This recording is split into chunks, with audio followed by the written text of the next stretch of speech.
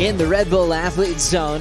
49 degrees Fahrenheit, about 9 degrees Celsius. As the world's best arrive here in Peniche, Portugal for the early morning warm-up sessions. And trying to stay nice and warm, looking at these conditions with some barrels already in lineup.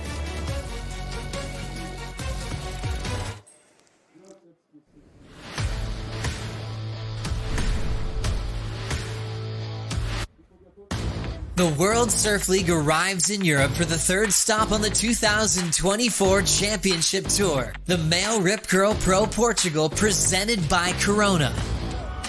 In Hawaii, a seismic shift shook the surf world. Caitlin Simmers and Molly Picklum returned to glory, but how they did it will be remembered forever. Pipelines for the f***ing girls. And Molly, good golly! Place. In the men's draws, Baron Mamiya and Jack Robinson took home the hardware, displaying their mastery in heaving Hawaiian surf. A perfect 10! Now in Portugal, another heavy wave is on offer. The barreling beach break.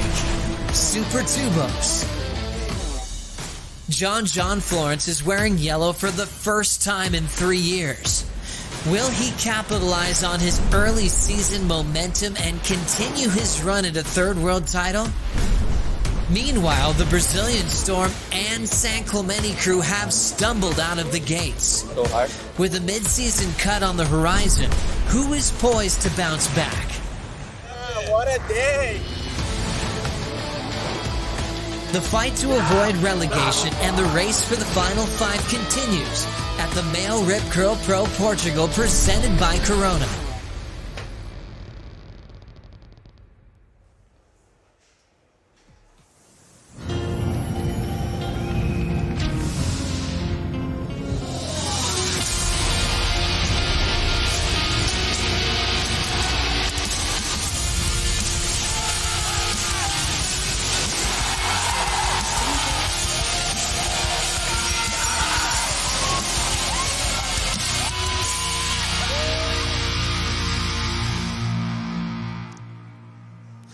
Good morning and welcome to Dawn Patrol here for opening day of the waiting period for the Male Rip Curl Pro Portugal, presented by Corona. Stop number 3 of the World Surf League Championship Tour. As we focus on the morning show this morning, we're going to talk about Generation Now. Simmers, Picklum, Betty Lou Sakura Johnson in the top 3 in the world. And John Florence back in yellow. It's been a while, but he's in quite an amazing form. Let's see if he can hang on to that number 1 role, and we're also going to wait and see if the Brazilians are going to bounce back at stop number 3. A very slow start for the Storm, but they tend to really heat things up when it comes to Peniche, Portugal, and Super Tubos, with a lot of past champions on the Brazilian side, as it's a nice brisk morning, really cold. Everyone's getting their coldest warm jackets from the Rip Curl store on site as we look at really fun offshore conditions this morning. Thanks for being with us on Dawn Patrol.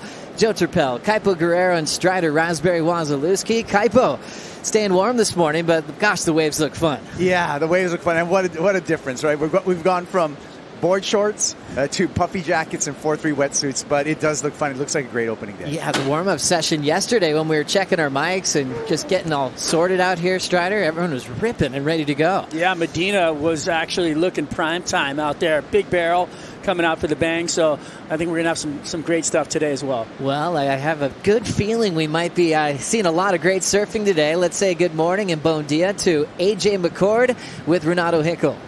Good morning, Joe, Kaipo, Strider. Great day down here at the beach at Super Tubos. We got Renato with us. So, Renato, give us a call for this first day of the window. Very first day. It's on. We're going to start at 8 o'clock local time with men's opening round, followed by the women's opening round, 30 minutes heat, no jet ski assist. We have 3 to 6 foot surf today, light offshore southeasterly winds, so we've got to take advantage of these beautiful conditions. And, we're going to concentrate on the wind pattern. We know by the 11 o'clock there is a forecast the wind might shift to south. So here in Super Tubos, we're always dealing with winds and the tide. We have an upcoming tide this morning, so it's ideal for us. 11:40 around is high tide, so fingers crossed the wind holds and you can have a full day of competition. And you talked about taking advantage of this first day of the window. When we look at the forecast for the extended forecast, rest of the window, what are you seeing? We have a very challenging forecast, as most of the years here in Super Tubes. This area, the Peniche Peninsula, is really exposed to the weather.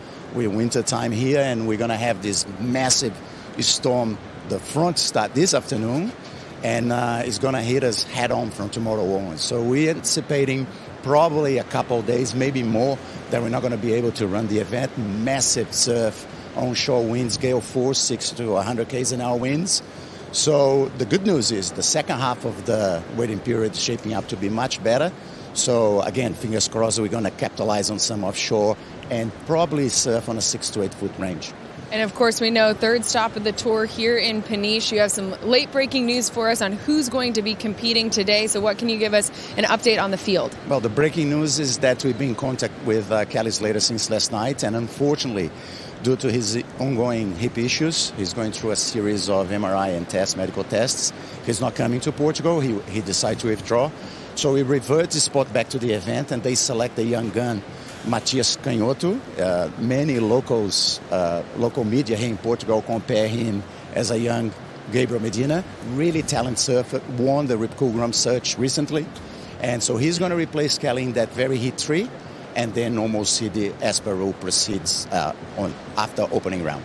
All right, so there you have it. Joe, Kayo, Strider, a lot to digest. We'll send it back to you in the studio. Thank you so much, AJ, and thank you, Renato, for the big update. So wishing Kelly a speedy recovery. He was talking about that hip injury in the Hawaiian leg of the tour, and we'll see him back shortly as we go right to our Surfline forecast, our official partner for the World Surf League Championship Tour, kind of backing what Renato was just talking about, Kaipo. You can see it. Look at the big low there. That's going to be a storm that's coming really close to the coast, and that's what's going to give us that victory at sea kind of conditions. Atlantic will calm down after this storm passes, but that's going to be a few days of, potentially hazardous surf, onshore conditions. Maybe we can find some windows there. But today, Strider, looking good. 5 to 7 feet. A little bit on, could be some onshore in the afternoons, but I think we're going to be looking pretty fun out here. I think that these conditions are suitable for above the lip game in this afternoon as well after the wind does switch. So I say let's run some heats. Next 4 days, a bit challenging. A bit challenging, and you can see mostly onshore. Afternoon of Thursday, maybe a little bit of an opportunity, but that is huge surf with the 15 to 20 foot face range. We'll be looking at the windows, but really it's going to be a touch and go for the next 4 days after this. Shredded with wind for the next few days. Like Renato is saying, you've got to be ready for everything when you come here to Super Tubos. And scoring, though, first thing in the morning on opening day. A lot of barrels out there, a lot of big air sections. That's what we want to see when we come to this venue. As we focus in on who is in and who is out. We had the big news that just came in last minute about Kelly being out and Mateos getting in as the 17-year-old. But let's go further. We've got Joaquim Chavez, a former Portuguese national champion, just 20 years of age, into the main event. Marco Mignot, familiar face, his second start at the CT level. His first was in France back in 2019. And also Francisca Veselko in her first appearance on the championship tour. World junior champion of the past. Has a great seat on the Challenger Series, getting the call up.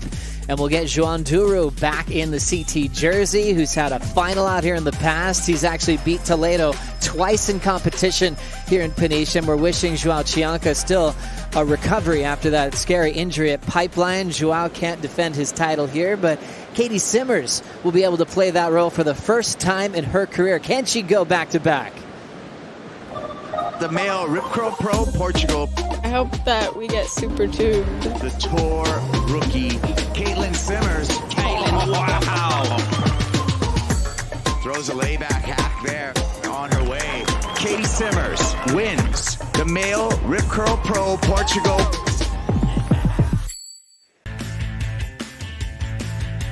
Caroline, that's a big one. She is the defending world champion for our women's division. Brisa on the move. Snaps it hard. Coming around this nice bowl section here. Betty Lou Sakura Johnson now in position for a bomb. Dropping in, pipeline barrel, spat out. Katie Simmers getting things started. Pipelines for the girls. Setting up off the bottom, knifes it, tail drops, a huge maneuver. Pickles up into the lip. Big explosion behind her, and what a turn. Check out the current Final 5 picture for the women on the top 17. Average age of this group, 20 and a half. It is so young. Molly Picklum, 21, and right behind her, two 18-year-olds, which have given us the craziest momentum to kick off 2024 season. A true feeling of the changing of the guard, and Generation Now has had all surf fans just wondering if we've ever seen anything this monumental. A paradigm-shifting performance at Big Pipeline and Sunset. Molly shows up in yellow here at Super Tubos. Starting with you, Kaipo. I mean, are we going to see this continuance of domination from this younger crew on tour? It's the new school, right? I'm calling this is the new school coming up right now. And whether it's tubes or turns, these three women have absolutely raised the bar coming off of the Hawaiian leg. As we check out the standings from Molly Picklum, member runner-up to Katie Simmers at Pipeline. Katie getting the first win of the season, starting off in yellow, losing the yellow jersey to Molly when Picklum went to defend her title at Sunset Beach. And Betty Lou, back-to-back losses to Molly Picklum. At first, a semifinal at Pipe, which might be the heat of the year, and then to a runner-up finish in the final at Sunset Beach. Pretty wild to see how they've been dominating this year. Strider, with you, do you think that's going to continue here at stop number 3? I think it can. I think Molly is her game plan is the tightest. I think that Betty Lou and Caitlin Simmers have a little bit of work to do. Lost with a couple of 4s, only necessary to keep that yellow jersey on the back and also to win Sunset Beach. You know, Betty Lou is really dirty on herself after that thing. So I think that if they can fix those problems, they can be right back there for the win. Yeah, pretty wild when you look at, last year as well. Katie, the defending event champion, which just kind of continues on that theme of this youth brigade. But Kaipo, if you look outside of those names, is there anybody that can really change that script around and maybe even play a veteran role in this one? I think we consider her a veteran, but she's only 22 years old. Caroline Marks, right? She's considered a veteran because she made the tour at 15 years old. I think it's going to be Caroline. She's actually part of that generation, so it doesn't seem like, but I think she's going to be another player in the game. That's right. Currently in that 5th spot, heading into stop number 3. Done well out here in the past as well. What about for you, Strider? Sometimes you agree with Kaipo, but not all the time. I think Tatiana Weston-Webb is one to look at. I mean, she's so powerful, strong, great in these heavy conditions. Even when it comes on shore, she's ready to throw it up into the lip and get some work done. I feel like she's going to be solid out here and bring back for the vets. Tati has been dangerous out here in the past and has made finals days, even big wins here at Super Tubos here in Peniche. So think about those names when you're setting your fantasy teams on WorldSurfLeague.com. Coming up next, we'll talk about John Florence back in the yellow jersey as he's hunting down a 3rd world title this season.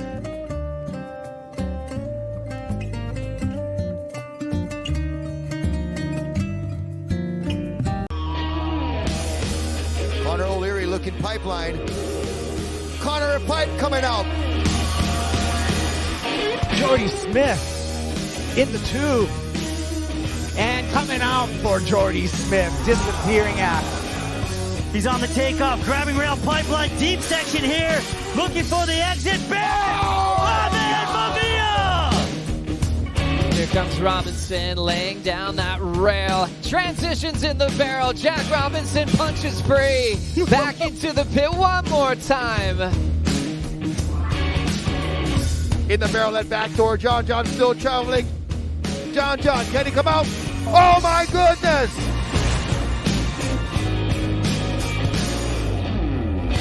Let's check out the current Final 5 picture. John Florence in yellow. Jack Robinson winning at Sunset. Right behind him in 2nd, getting his best score of his career in that final with that 9.87.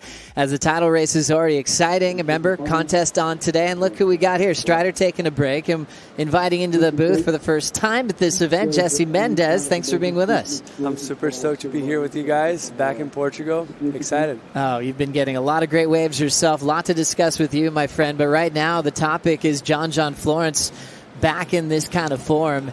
Better start than he had last season. He's looking very healthy. He's won this event in the past in Portugal, but he hasn't been in yellow since 2021. Back at the Rip Curl Newcastle Cup. That feels like ages ago. As we know, he went down to a rookie named Morgan Siblick at the time.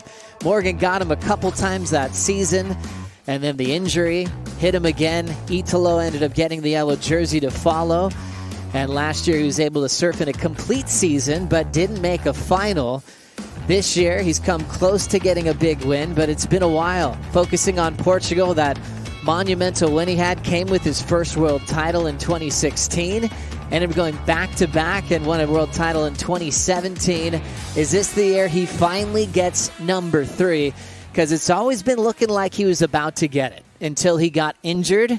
Starting with you, Kaipo. I mean, this guy's got a lot of momentum this year. I mean, there's no doubt John Florence is one of the best surfers in the world. We've seen that for a decade now, 12 years on tour. But the trick with John is he needs to stay healthy throughout an entire season. Remember, John, he's missed 24 CT events in his career due to injury. So if he can stay injury-free, he's looking at a world title. I mean, this kind of form that he's in right now, Jesse, it's almost hard to compare to what he's done in the past. It truly does feel like he's surfing at the prime of his life at the moment. Definitely, mostly in waves of consequences. In the first half of the tour, it's basically all of that, maybe besides bells. And I expect a lot from him. I expect a lot from him in Hawaii. It's where he's grew up. He's so comfortable out there more than anyone. And those results, paid off for him, and he's coming with the yellow jersey here. Let's get caught up with the men's rankings. Heading into stop number 3, it'll be very interesting to look at this top 10 picture.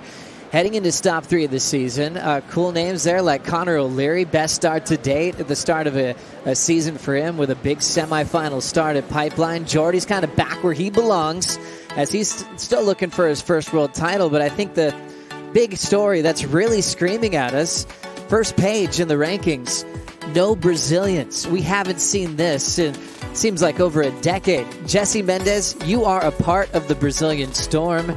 It's really kind of peculiar to see a situation like this unfolding, but if you could pick a Brazilian that's going to step up in this event and push themselves into the top 10, who are you going with? Yeah, it hurts a bit to see that. I'm not going to lie. But if I have someone to pick, obviously, mostly coming into Portugal, feels like his momentum shift a little bit. He's back to where he deserves to be. He made the finals day at sunset, so I'll pick Italo. It suits him so well. There's 2 reasons.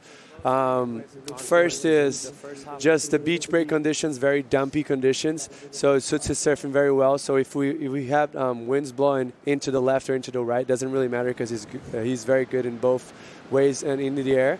And also if we have big barrels. And not to mention a little bit of Gabriel as well. He's come into a great momentum, came out of ISA with so many heat winds, and he's going to carry this into the event. Great call, Jesse. Kaipo, what are your thoughts there? I'm just going to say, Gabe, with his overall talent and high heat IQ, he's always dangerous. Always dangerous. Wow, he was rampaging in the ISAs, coming off a win. He's won higher before, multiple-time finalist. We're expecting those names to be in the top 10. Great news for the Olympic Games. We'll give you that right after this.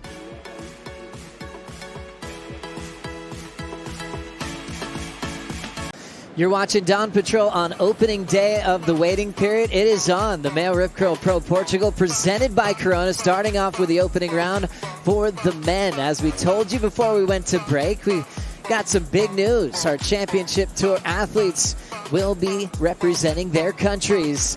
The Paris 2024 Olympic Games in Tahiti.